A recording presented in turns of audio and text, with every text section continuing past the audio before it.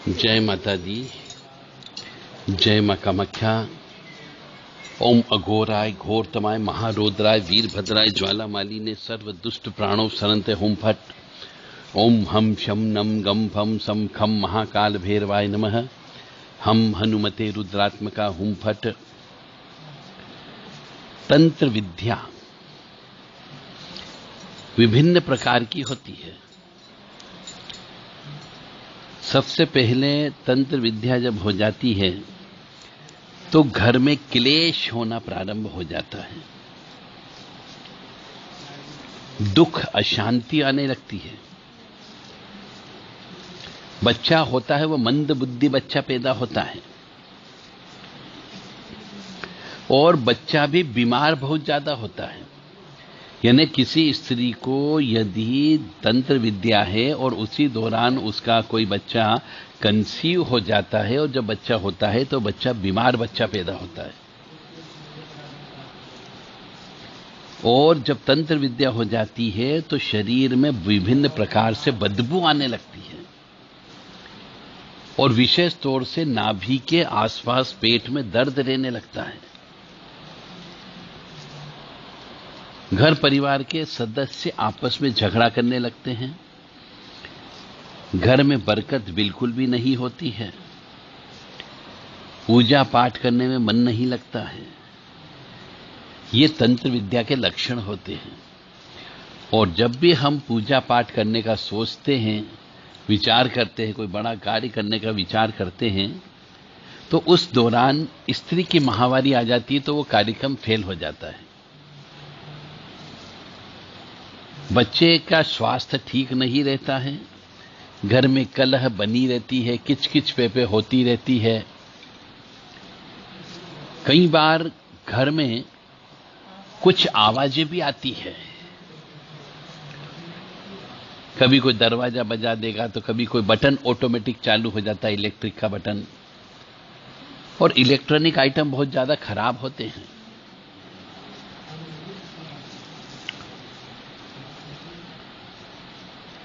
और कई बार ऐसा महसूस होता है कि घर में किसी का आना जाना है, चलना फिरना है।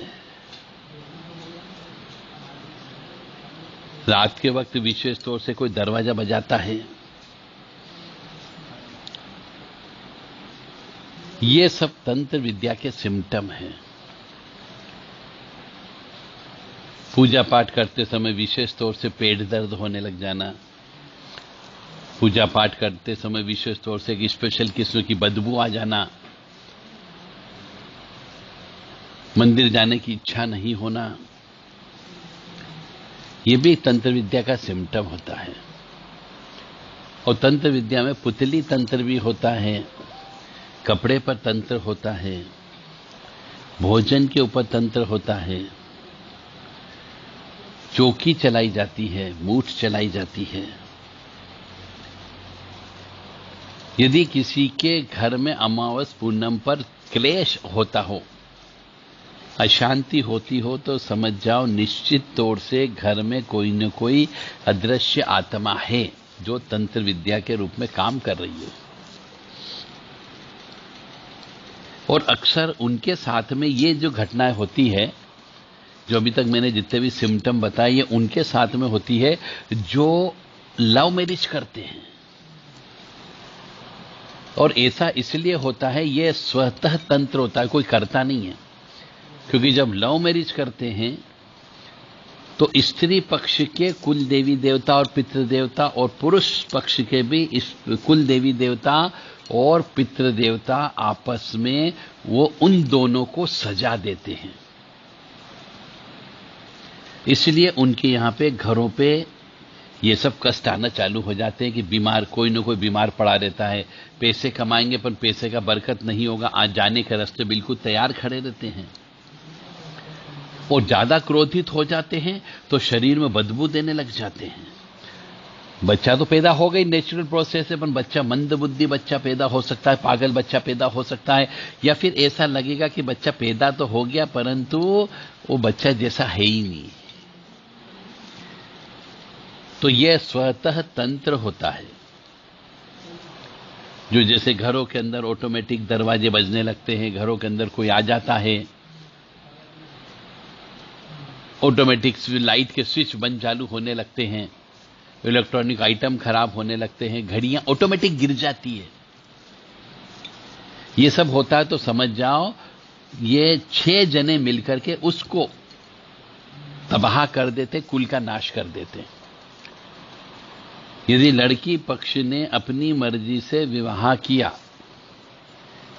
बिना कुल देवी देवता की मर्जी के और पितरों की मर्जी के, दूसरे धर्म में, दूसरे समाज में, तो मान करके चलें जिनने विवाह किया दोनों जने किसी भी हालत में सुख और आनंद की प्राप्ति नहीं उठा सकते। इसका कोई इलाज नहीं है। अब एक बार आप कुएं में गिर गए हो तो कुएं के अंदर ही आपको अंधेरे में ही रहना है, कोई निकालने के लिए नहीं आने वाला है। इसकी कोई माफीनामा नहीं होता है, ये अक्षम्य अपराध होता है कि जिसके अंदर पितरों की नाराजगी हो जाए, कुल देवी देवता की नाराजगी हो जाए, तो ये अक्षम्य अपराध की श्रेणी में आता है।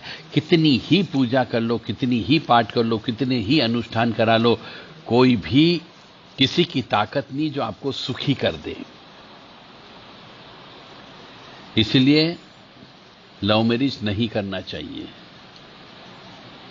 अपनी मर्जी से, अपनी पसंद से दूसरे समाज में, विशेष तौर से दूसरे धर्म में विवाह नहीं करना चाहिए, अन्यथा वंश का नाश तो होगा ही होगा और पूरे जीवन भर आपको कष्ट भोगना पड़ेगा, वो अलग। और आप धर्म कर्म नहीं कर सकते।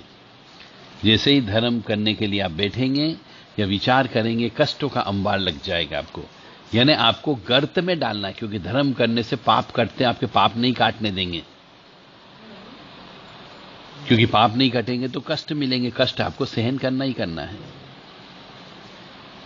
इसीलिए बहुत सी जगह हम देखते हैं, जैसे ही विचार करते हैं कि कोई अनुष्ठान कराना है, घर के अंदर किसी में किसी प्रकार की कोई अशुद्धता नहीं है, परंतु जब वो समय आता है अनुष्ठान का, तो अनुष्ठान के दिन या अनुष्ठान के बीच में ही स्त्री अशुद्ध हो जाती है, या किसी की मौत हो जाती है, कोई न कोई सूत तक लग जाता है, कोई न कोई पातक हो जाता है और वो अनुष्ठान फेल हो जाता है।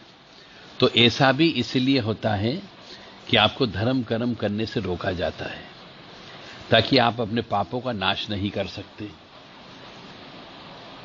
जय माता दी, जय मां कामाख्या। इसलिए लव मैरिज नहीं करें, और करते हो तो जो मैंने कहा है यह कष्ट भोगने के लिए तैयार रहें कि बेटा पागल उत्पन्न हो सकता है, मंदबुद्धि पैदा हो सकता है, बेटा पितृदोष वाला उत्पन्न हो सकता है, आपके शरीर में तकलीफ रह सकती है, पेट दर्द हो सकता है, स्वतः तंत्र हो सकता है, पूजा पाठ नहीं कर सकते हो, लड़ाई झगड़े अवश्य होंगे, और घर के अंदर कोई चीज चल रही है ऐसा आभास अवश्य होगा। जय माता दी, जय मां कामाख्या।